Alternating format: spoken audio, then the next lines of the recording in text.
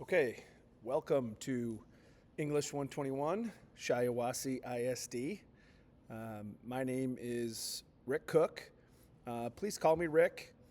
This is a welcome video that is intended to introduce you to the class. The purpose of the welcome video is to make sure that this is the right course with the right instructor at the right time in your life. I know you're high school students that are taking on college classes. I want to celebrate this choice that you're making. I taught high school for about 10 years before being a principal, and now I'm a full-time college instructor, and I recognize that you are really making a big step. There's a big difference between high school and college, and you're attempting this transition earlier than other students. So I want to make sure this is a good choice for you. So who should take this class? So taking a writing class in an online environment is not easy. It's really a lot of work. The college actually provides some guidance for this. It says for every hour class, students should expect 2 hours of additional work. That's a lot. I think it's about 8 to 14 hours of work a week outside of class. Probably a little less at the beginning and a little more towards the end. It is a substantial amount. Even though you don't have a ton of assignments, the work, the thinking, the writing, the reading, the discussion is substantive in terms of its intellectual effort. So it can take a lot of time. The class is online, but it's not asynchronous. So that means, you just don't move it all by yourself as fast or as slow as you want. You interact every week. And if you don't do that, you won't pass the class. There are many assignments that you need to do to complete the writing process, and you got to give feedback to your peers or you get a 0 on your essays. So you should expect to be checking D2L daily. And lastly, students that sign up for my section, and remember that in college you don't have to take the class just from one teacher like you might have to in a high school, a small high school. If you're going to choose to take my section, you got to recognize that only quality original work will pass the class. Most high school students don't have the skills at the beginning of this class to pass, and that's fine. That's appropriate. That's the way it should be, actually. I mean, why would you take a class if you already knew how to do it? Most students, when they submit an essay to me and get a grade back, it's not passing. But I don't want you to freak out about this. You can revise everything in my class. It's expected that you will revise, and the majority of the students do finish with at least a 3-point. But they have to really authentically engage in real writing.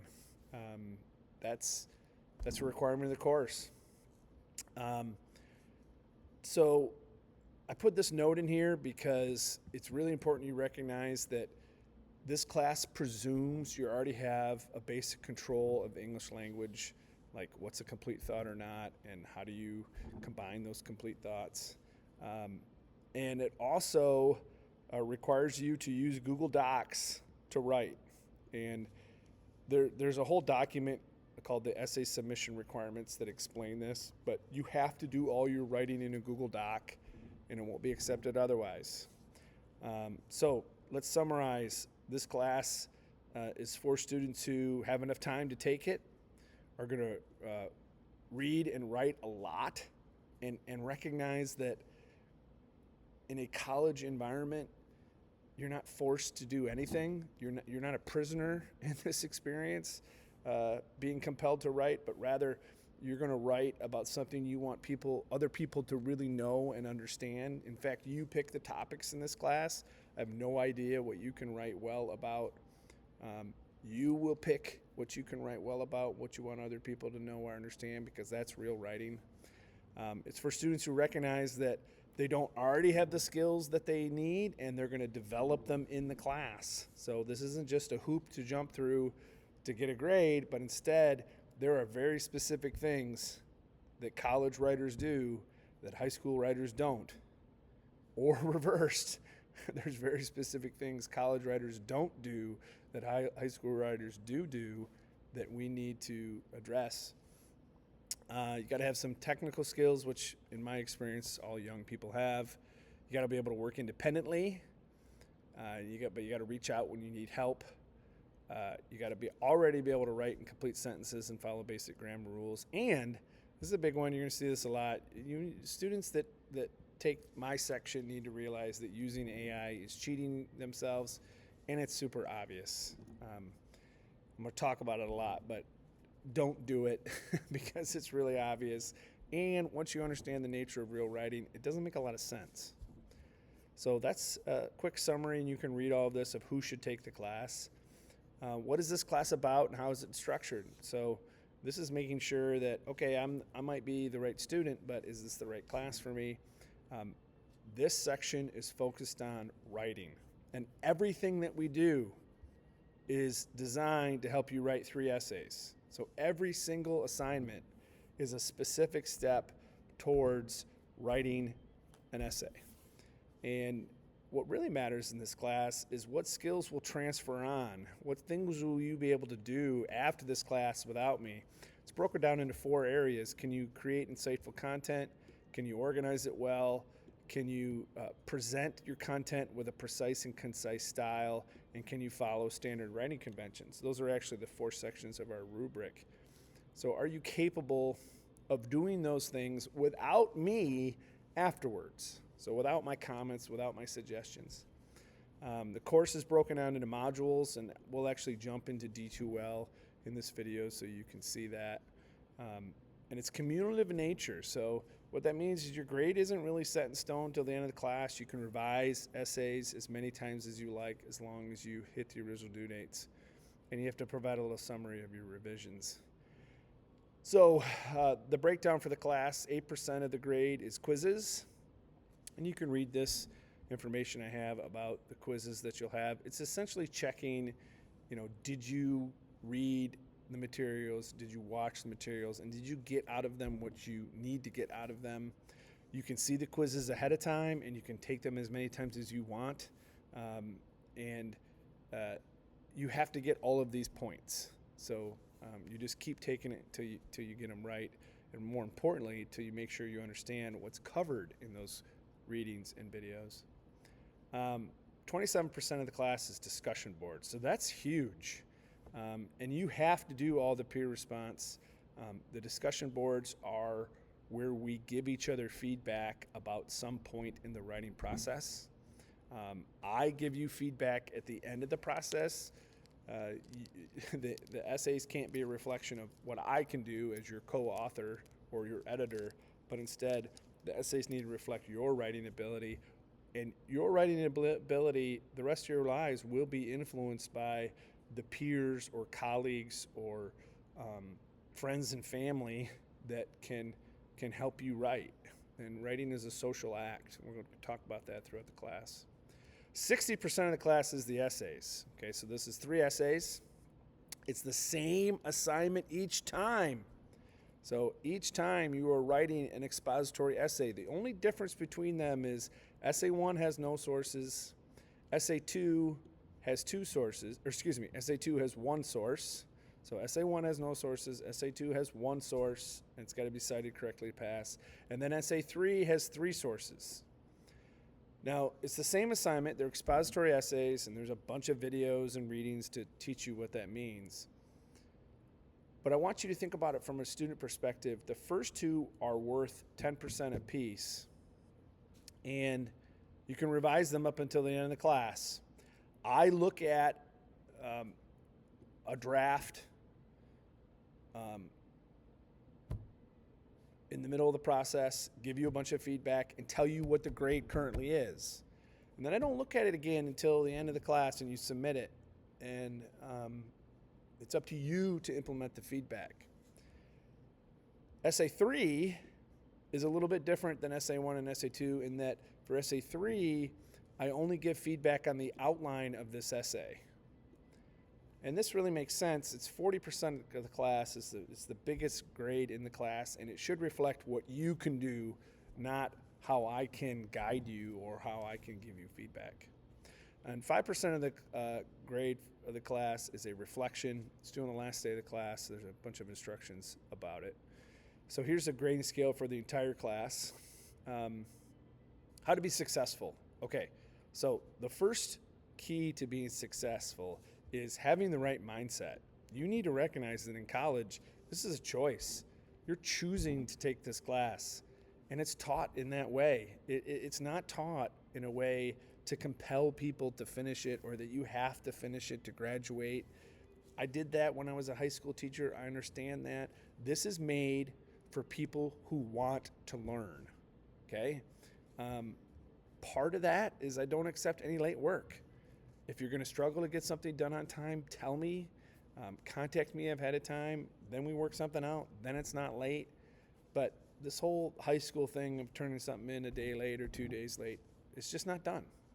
It's not accepted. Successful writers never settle. So this is again about a mindset. You need to pick topics that you care enough about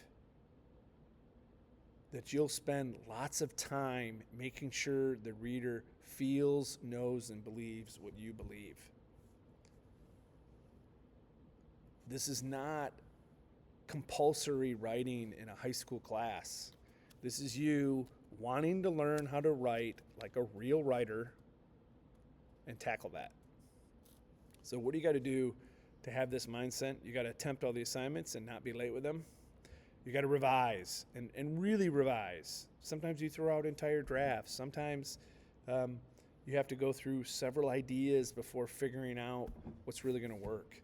And then by the end of the semester, you're being assessed on your ability to produce work over 16 weeks, not 16 hours or not the morning before it's due. But by the end, you will have tweaked every word. Don't use AI. It's super obvious. You'll use AI in the future once you can really write, and you'll use it to be more productive in the future. But it's just like how when we begin teaching math, you don't use a calculator because you need to understand the concepts. It's the same thing. Don't write just to complete assignments. Write because you want the audience to know what you know and feel what you feel and believe what you believe. You got to ask questions. Successful students contact me a lot. I give my cell phone number so you can send texts, you can send emails, you can virtually come to the office hours or set up other times. I expect students to meet with me after every project. It's not required, but I expect it. That's what you're paying for in a college environment. And successful students will draft all essays in a single Google document, so one doc per essay. And I won't accept essays that aren't drafted like that. So there's an essay submission process that's in the class materials that explains that. So is this the right class? And who is this for? And is it with the right professor? So a little bit about me. I don't approach this like I'm a teacher. I'm a writer. I don't have to take a single educational class to teach this class. Now, I have a specialist degree, which is a degree above a master's in educational leadership and a master's in rhetoric and writing. So I have a lot of those classes, but my point is this isn't about teaching. It's about writing. And I approach this like I'm a writer that you're paying to teach you something about writing. I love doing this. I don't have to. I'm old. I can retire. But I choose to do this because I find it really engaging. It's super hard. I've had a lot of hard jobs in my life. Being a high school principal was really tough. To pay for college, I worked in the oil field. I was a roofer. I ran my own business for about 15 years. The single hardest thing I've ever done out of all that work is trying to teach people to write well. But maybe because it's so hard, or maybe because the way I do it produces results, and then therefore these victories all the time, I love it. I want you to know I don't waste my time or emotional energy on students who aren't trying. There's a whole lot of students in the world of high school that are simply going through the motions. You have the right not to work. I just don't have to care about it because you're in college. In high school, I had to care about it. If you don't want to do the work, that's fine, but I'm not going to spend any time on that. You kind of choose. I've never had a student who did all the assignments and worked on revisions and put in the effort who didn't pass. And in fact, the vast majority of the time, those students get at least a 3-point, which is good, right? The 3-point, the actual language for 3-point is good. So another thing I really pride myself on is I am always available, and I am never upset about students who reach out or want help. I really look at this class as a product that you are buying from me. And in that way, this is about customer service. And, I want to make sure I'm meeting your needs, but I don't ask you every day, am I meeting your needs? You're a college student that has control over your life. So I'm really looking forward to it. Now I want to go over D2L and make sure that you have a good understanding of where to go in that and how to be successful. So your high school should have told you how to get into your D2L. This is our section as it looks right now. There'll be some announcements up here probably by the time you open this. But you find everything over here and you move through it in a chronological order. Okay, so you can also find the content by clicking on the content button, and here it is, and you simply go through this in order. Okay, actually make sure you start in the class materials section. So read the welcome letter. The video will be posted here. Complete this survey. It will have due dates on it. Read these things. Everything is assessed on a quiz. So all of this material, and then you click on the Essay 1 module, all of this material down to the first quiz, this covers all the materials up until this point. You can go look at the quiz ahead of time, but by January 18th, you need to submit it. You can submit multiple attempts. There is parts of the quiz that is multiple choice and graded automatically. But there are 4 written response questions that won't be graded until I look at it. So if you get a 7 on 11, that means you got all of the auto-graded questions correct, and then I'll look at the rest. They're not tricky questions.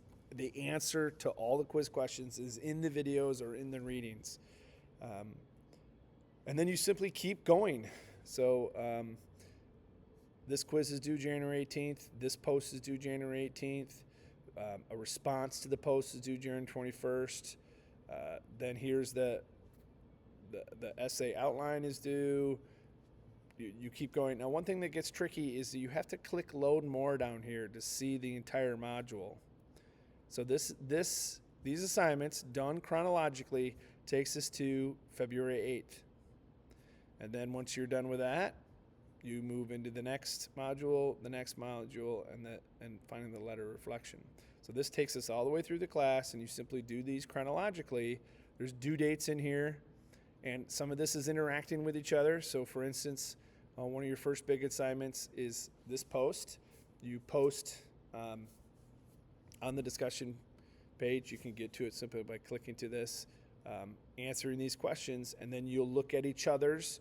I will put you in a writing group, so you respond to each other, just the people in your writing group. You don't have to respond to the whole class. There'll be a group that you will be working with, and I'll put you in that randomly because there are students from all over Shiawassee County. taking this class. Here you can find my contact information. So cell phone, do not hesitate to call or text me, but preferred email. My office hours are Monday, Wednesday, Friday, 9 to 10, and WebEx. So you get to WebEx by going to Communication, WebEx, and on this page it will say there'll be an office hours link here for you to be able to click on so you can get into the office hours. A lot of times I don't use WebEx for office hours. We end up just having a conversation on the phone, and we might have a Google Doc up in front of both of us. WebEx can be kind of clunky.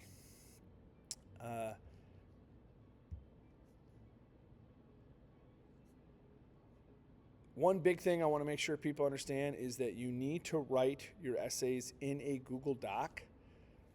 You have an LCC Gmail account. You can get to your LCC Gmail just like you can get to, so here's my LCC Gmail account. Use your username and password just like you get into D2L.